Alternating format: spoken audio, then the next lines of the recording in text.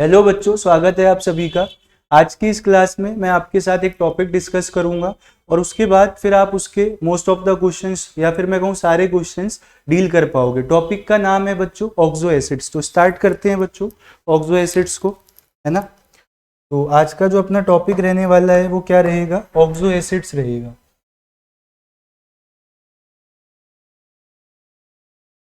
क्या होते हैं सर ऑक्सो एसिड्स, है ना। तो एसिड के बारे में आप लोगों ने देखा होगा, अलग अलग थ्योरीज दी गई हैं। जैसे कि अगर मैं आर्हेनियस के हिसाब से बात करूं तो आर्हेनियस जी का कहना यह था कि जो चीज़ें एक्वस सोल्यूशन में जाके H+ आइंस देती हैं वो एसिड होती हैं। ब्रॉन्स्टेड का कहना यह था जो H+ डोनेट करते हैं वो एसिड होते हैं। और अगर लुइस बात करूं, लुइस थ्योरी की, तो उनका कहना यह था जो लोग इलेक्ट्रॉन पेयर्स को जो एक्सेप्ट करते हैं वो एसिड होते हैं। अब ऑक्सो एसिड्स को कैसे आप डिफाइन करोगे सर? देखो ऑक्सो एसिड्स में क्या है, अगर मैं आपके सामने एक एग्जांपल लूं, जैसे मैंने एग्जांपल लिया HCl का, तो HCl एसिड तो है बट ऑक्सो एसिड नहीं है ना। It is not an oxo acid, ये एक ऑक्सो एसिड नहीं है। देन अगर मैं आपसे H2SO4 की बात करूं तो मैं कहूंगा कि ये एक ऑक्सो एसिड है। अब ऐसा कैसे कहा मैंने? देखो अगर आप गौर करोगे तो यहाँ पे एक चीज एक्स्ट्रा है हाइड्रोजन के अलावा, ऑक्सीजन। तो ऑक्सो एसिड्स में ये देखा जाता है कि हाइड्रोजन जो है ऑक्सीजन के साथ कनेक्टेड होता है, फिर और ऑक्सीजन आगे किसी एक दूसरे एटम के साथ, मतलब ऑक्सीजन की प्रेजेंस मस्ट है और साथ में एक और एटम भी वहां पे होता है। तो ऐसे मैं ऑक्सो एसिड्स को डिस्टिंग्विश कर सकता हूँ।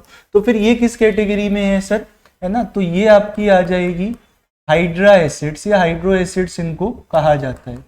ठीक, तो ये हाइड्रा एसिड्स की कैटेगरी में है, ना कि ऑक्सो एसिड की कैटेगरी में, है ना। क्लियर हुआ आपको?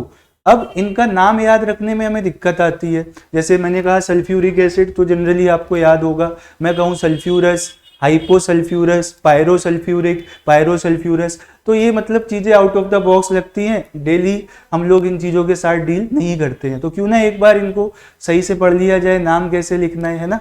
तो उसके लिए आपको एक सब टॉपिक आना चाहिए जिसका नाम है बच्चों ऑक्सीडेशन स्टेट।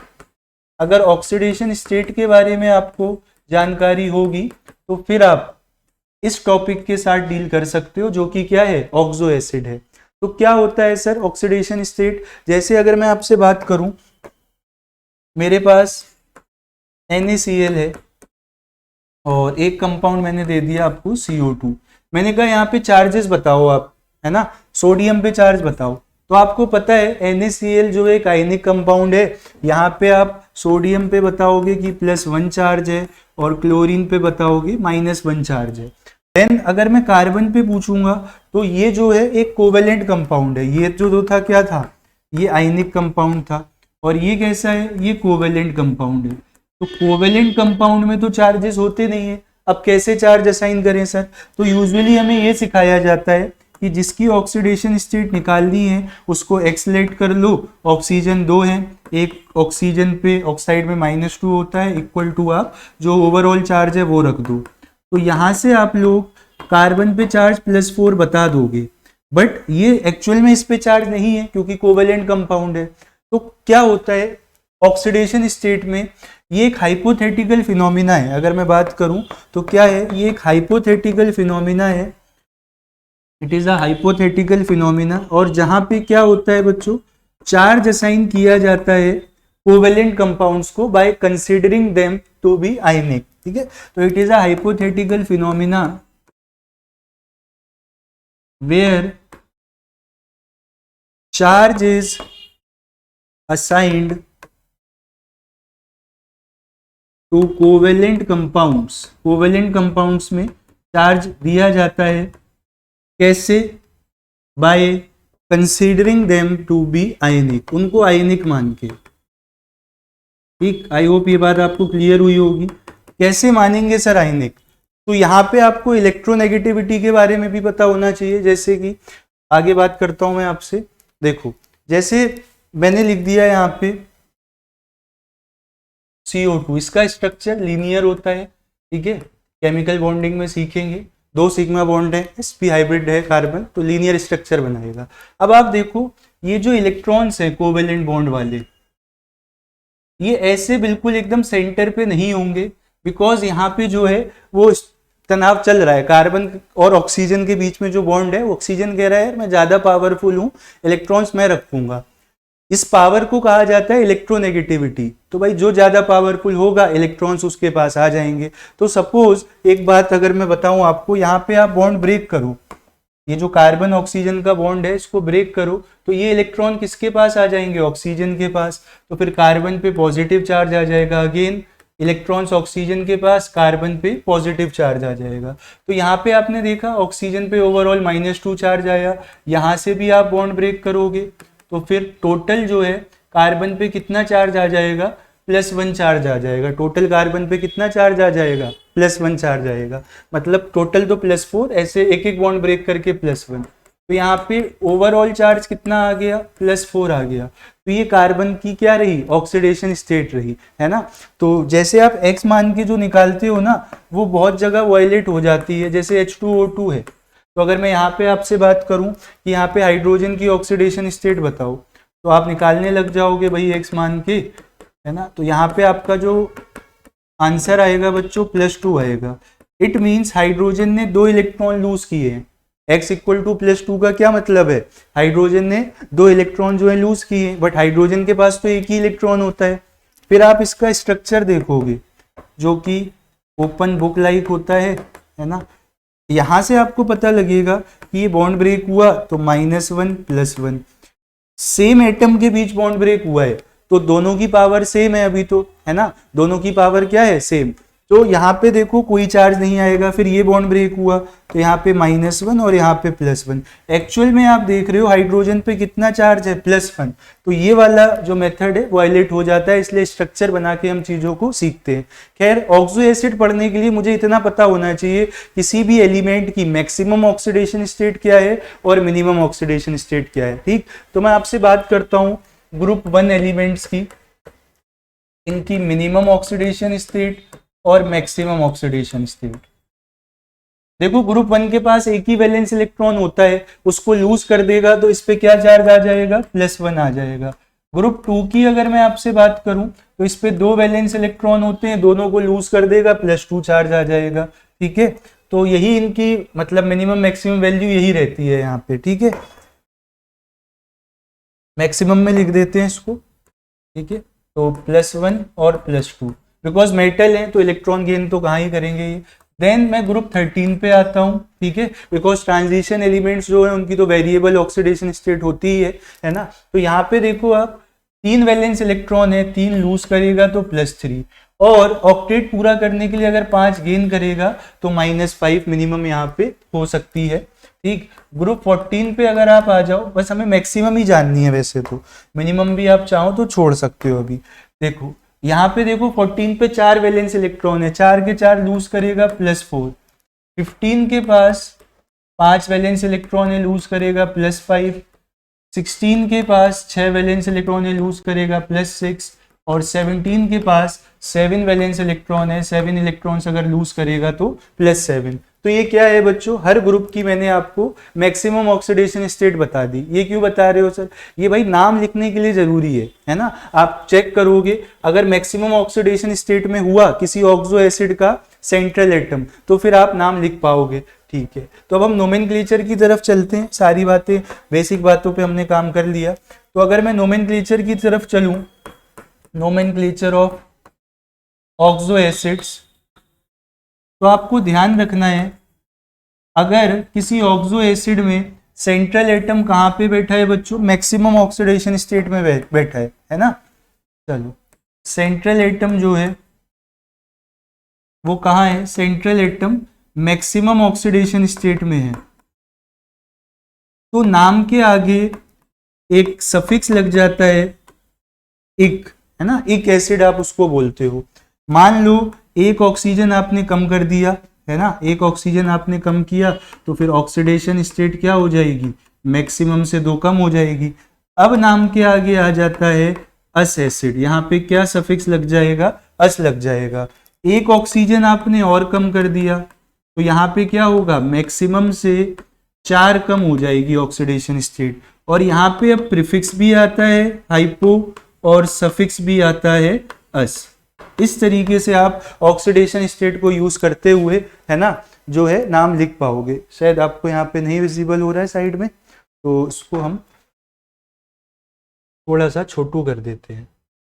ठीक, अब दिख रहा होगा, क्लियर है? नहीं,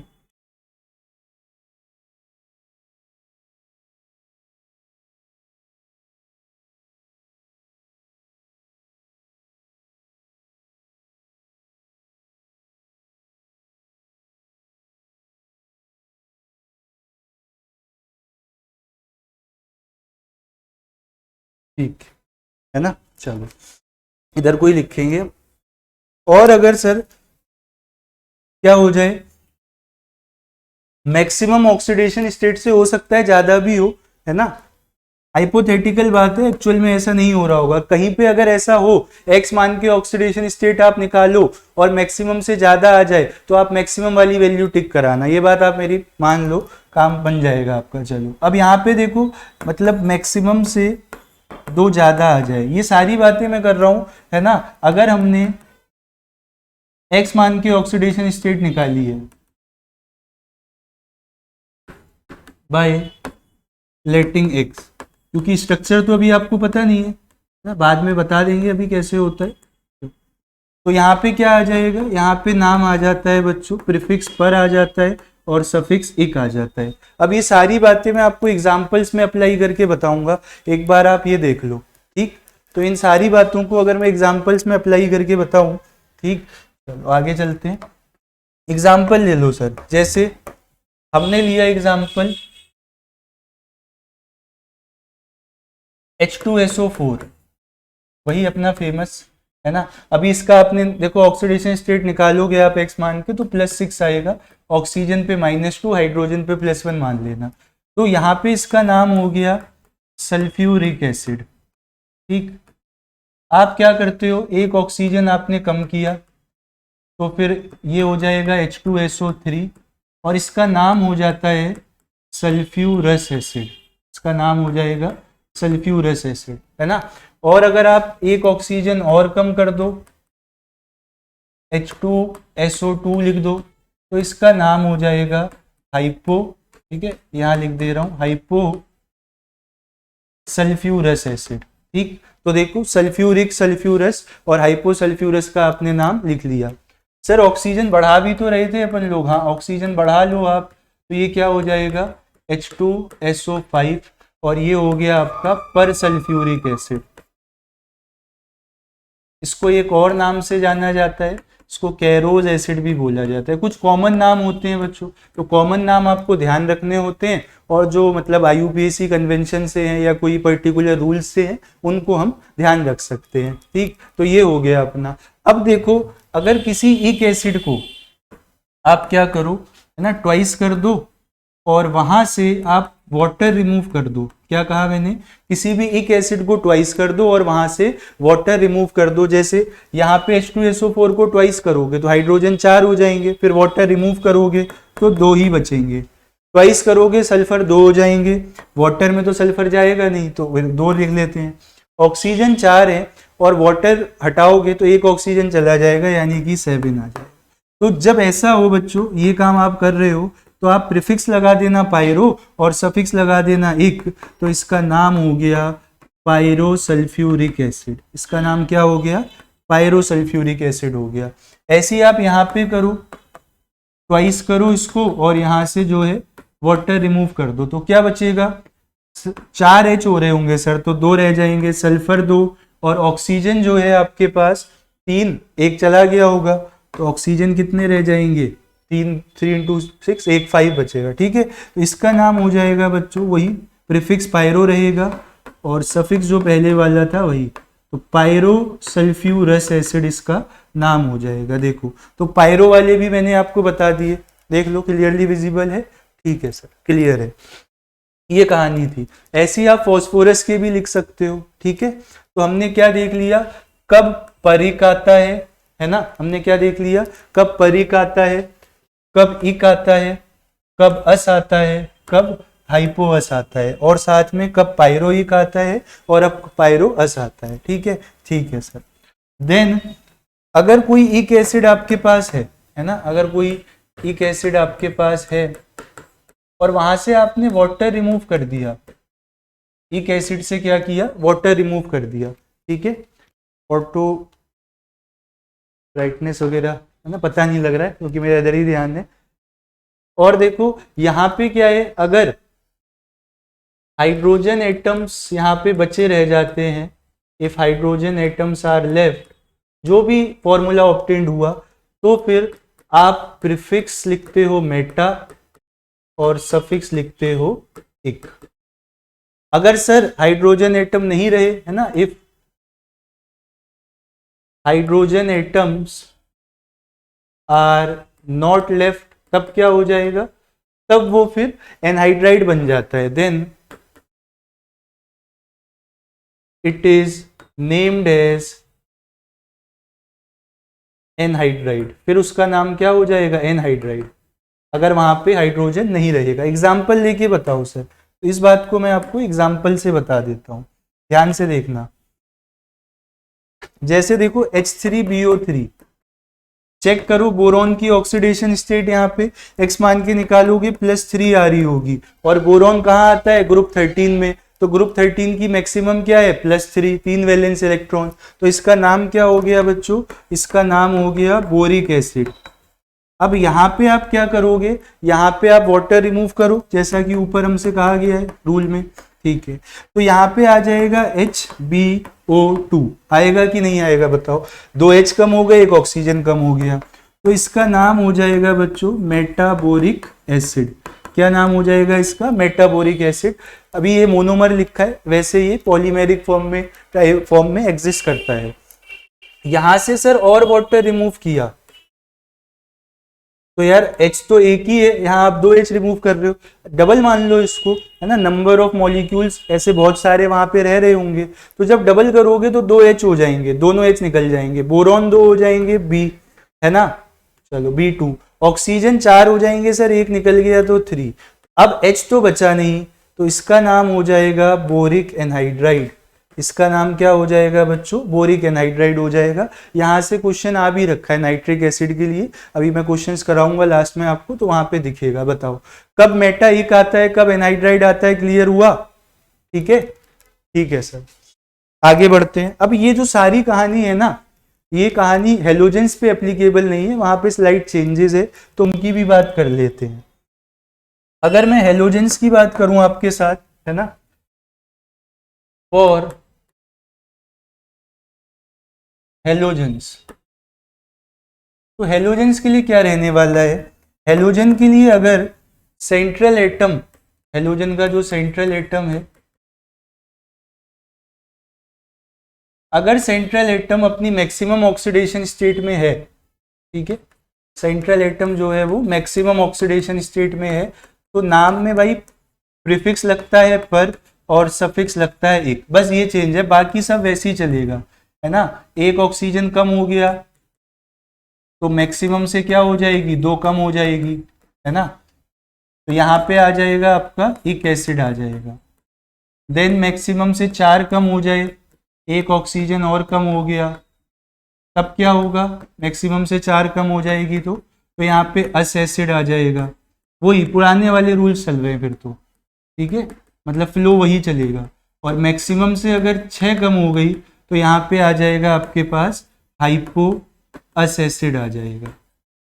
ठीक, देखो समझ आ रही है बात, एग्जाम्पल में अप्लाई करके बता दो सर, एग्जाम्पल देख लो आप, देखो HClO4, तो इसका क्लोरीन की ऑक्सीडेशन स्टेट +7 आएगी, क्लोरीन यहाँ पे ग्रुप 17 का है, और ग्रुप 17 की मैक्सिमम ऑक्सीडेशन स्टेट क्या होती है, +7, तो यहाँ पे नाम आ जाएगा इसका परक्लोरिक एसिड, ठीक है, इसका नाम हो जाएगा परक्लोरिक एसिड।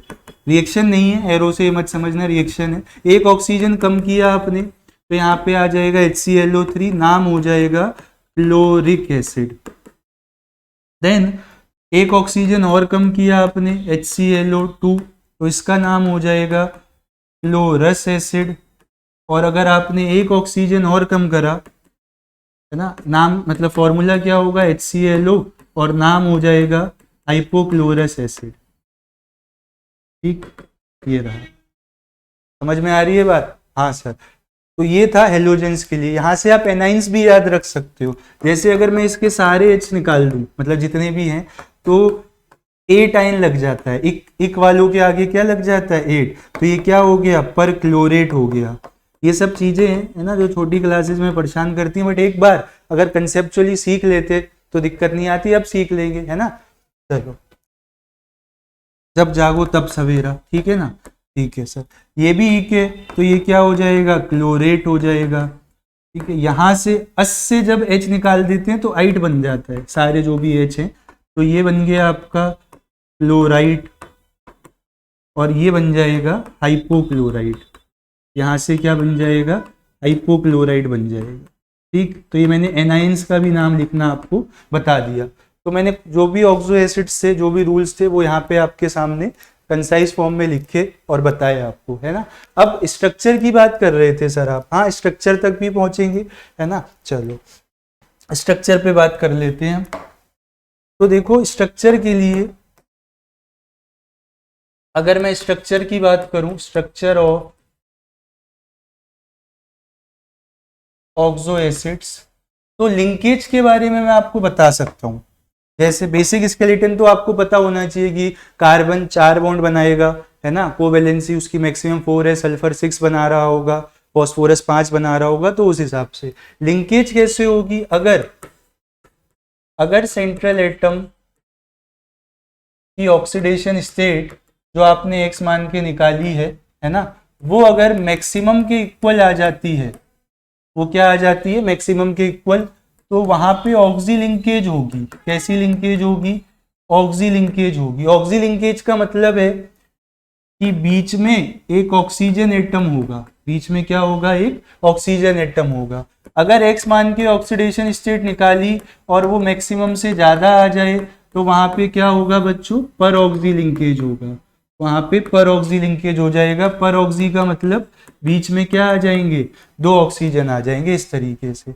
और अगर x मान के निकाली ऑक्सीडेशन स्टेट और मैक्सिमम से कम आ रही है, तो वहां पे नॉर्मल लिंकेज होगी। जैसे A सिंगल बॉन्ड B, है ना, या A डबल बॉन्ड B, वो देख लेंगे किस हिसाब से है, कुछ भी हो सकता है, बट बीच में ऑक्सीजन नहीं होगा। ठीक है, ठीक। बेसिक स्केलेटन का आपको आइडिया होना चाहिए, है ना। और जब तक आपके पास क्या है? ऑक्सीजन एटम है, तो वो H के साथ ही कनेक्ट करते हुए फिर सेंट्रल एटम से कनेक्ट करना, है ना। जैसे कि आपके पास H3PO4 है। अब यहाँ पे फॉस्फोरस की +5 आ रही है, मैक्सिमम है, तो यहाँ पे क्या होगा? यहाँ पे ऑक्सी लिंकेज होगी। ये देखो आप, तो फॉस्फोरस वाया ऑक्सीजन, हाइड्रोजन, मतलब हाइड्रोजन वाया ऑक्सीजन कनेक्टेड है किससे? फॉस्फोरस से। ये देखो आप, यहाँ पे इसी को इनका बेसिसिटी भी बोला जाता है, बिकॉज कितने OH माइनस आइंस लग रहे हैं किसी भी एसिड को न्यूट्रलाइज करने के लिए, तो वो उस एसिड की बेसिसिटी होती है। तो ये रिप्लेसेबल H+ आइंस है ना, एसिडिक H है ये। अब अगर मैं H3PO3 की बात करूं, तो आप बेसिक स्केलेटन इसके 5 बॉन्ड पूरे करोगे, आप देखोगे कि यार ऑक्सीजन तो 2 ही बच रहे हैं, तो उन 2 को तो लगा दो H के साथ। अब एक H फालतू है, तो उसको डायरेक्ट आप फॉस्फोरस के साथ लगा लोगे। ये वाला H रिड्यूसिंग नेचर के लिए रिस्पॉन्सिबल होता है, जो कि डायरेक्ट कनेक्टेड होता है किससे? फॉस्फोरस से। देन अगर मैं H3PO2 की बात करूं आपसे, तो इसका स्ट्रक्चर आ जाएगा कुछ इस प्रकार। तो वो बेसिक स्केलेटन, यानी कि फॉस्फोरस के 5 बॉन्ड होते हैं, ये आपको पता होना चाहिए। तो जब तक आपके पास ऑक्सीजन है, तब तक तो आप क्या करोगे? H को वाया ऑक्सीजन कनेक्ट करोगे सेंट्रल एटम से। तो ये कहानी थी, है ना। ठीक है, यहाँ पे एक चीज आप नोट करके लिख लेना कि आपको लगेगा H4P2O6 में, P4O6 में और P4O10 में, यहाँ पे आपको रूल से लगेगा कि ऑक्सी लिंकेज यहाँ पे है ना। यहाँ पे आप फाइंड आउट करके देख लो, x मान के फाइंड आउट करके देख लो। देखो यहाँ पे x मानोगे तो कितना आ जाएगी ऑक्सीडेशन स्टेट? +4, है ना, और 2x - 12, तो 2x - 12 +4। ठीक है, तो यहाँ पे क्या आएगा? +4 आ रही है ऑक्सीडेशन स्टेट। क्या आ रही है यहाँ पे? +4 आ रही है। फाइंड आउट करके आप देख लेना। बट आपको लगेगा मैक्सिमम से कम है तो नॉर्मल लिंकेज होनी चाहिए, लेकिन यहाँ पे क्या होती है, ऑक्सी लिंकेज होती है। तो ये बात आप ध्यान रखोगे, पीओपी लिंकेज यहाँ पे होती है। ठीक है सर। नेक्स्ट जो है एसिडिक स्ट्रेंथ के बारे में भी हम बात कर लेते हैं। ठीक है, फिर जो भी क्वेश्चन आ रखे हैं उनको डिस्कस कर लेंगे। Acidic strength of oxo acids, यहाँ पे हम बात करने जा रहे हैं एसिडिक स्ट्रेंथ की। तो देखो सारा खेल जो है वो सेंट्रल एटम की इलेक्ट्रोनेगेटिविटी का है। सारा खेल किसका है, सेंट्रल एटम के इलेक्ट्रोनेगेटिविटी का है। सही चल रही है ना रिकॉर्डिंग? ठीक है। तो देखो जो एसिडिक स्ट्रेंथ होती है, शॉर्ट में लिख दे एसिड, चलो पूरा लिख देते हैं। एसिडिक स्ट्रेंथ जो है डायरेक्टली प्रोपोर्शनल है oxidation state of central atom. ठीक, ये बात आप ध्यान रखना। दूसरी बात, अगर मतलब ऑक्सीडेशन स्टेट का आपको आइडिया नहीं लग रहा है तो आप क्या कह सकते हो, एसिडिक स्ट्रेंथ जो है डायरेक्टली प्रोपोर्शनल है इलेक्ट्रोनेगेटिविटी ऑफ सेंट्रल एटम के। मेन तो यही था, इलेक्ट्रोनेगेटिविटी ऑफ सेंट्रल एटम। ठीक है, ये बात आपको ध्यान रखनी है। अब जैसे एक जगह, जैसे ये फॉस्फोरस वाले एसिड हैं, वहां पे आपको दिक्कत हो सकती है H3PO4, H3PO3, H3PO2। तो आप क्या करोगे, आप देखोगे यहाँ पे फॉस्फोरस पे +5 है ऑक्सीडेशन स्टेट, यहाँ पे आ रही होगी +3 और यहाँ पे आ रही होगी +1। तो हमें क्या लगता है कि यार ये हमारा जो है एक्सपेक्टेड ऑर्डर होता है। अगर मैं इसको ABC मार्क करूँ तो अपना एक्सपेक्टेड ऑर्डर क्या होता है, A सबसे ज़्यादा एसिडिक है ना, ये एक्सपेक्टेड ऑर्डर रहता है। देखो वैसे तो बिल्कुल सही ज्ञान एसिडिक स्ट्रेंथ का कहाँ से मिलता है आपको, के वैल्यूज पीके वैल्यू से। पीके वैल्यू इन्वर्सली प्रोपोर्शनल होती है एसिडिक स्ट्रेंथ के, है ना। यहाँ पे हम अगर लॉजिकली या किसी भी मेथड से समझाना चाहें तो ऐसे समझा सकते हैं कि भाई जो आपका फॉस्फोरिक एसिड है वहाँ पे क्या है कि एक सेंट्रल एटम है फॉस्फोरस, है ना, तो उसको 3 जगह से जो है कहना पड़ रहा है कि H+ यहाँ से निकलो। सेम आपने यहाँ पे स्ट्रक्चर देखा था, तो यहाँ पे फॉस्फोरस को जो है डिमांड 2 लोगों से करनी पड़ रही है ना, और यहाँ पे H के साथ कनेक्टेड है। देन यहाँ पे फॉस्फोरस को एक ही जो है OH बॉन्ड के साथ कहना पड़ रहा है कि H रिलीज करो। तो फिर जो एक्चुअल ऑर्डर होता है बच्चों, एक्चुअल ऑर्डर की अगर मैं बात करूं तो एक्चुअल ऑर्डर आपका आता है C, B और A, है ना। तो यहाँ पे डेविएशन है, ये एक्चुअल ऑर्डर है आपका, ये बात ध्यान रखना। बाकी जगह आपके ये वाले कॉन्सेप्ट जो है अप्लाई हो रहे होंगे। ठीक है, तो सही आंसर है कि जो आपके पास कौन सा एसिड है, हाइपोफॉस्फोरस एसिड, वो ज्यादा एसिडिक होता है। ठीक है, तो जितनी बातें हमने सीखी हैं कुछ क्वेश्चंस पे अप्लाई करते हैं, सारे नीट में प्रीवियस ईयर्स में पूछे जा चुके हैं।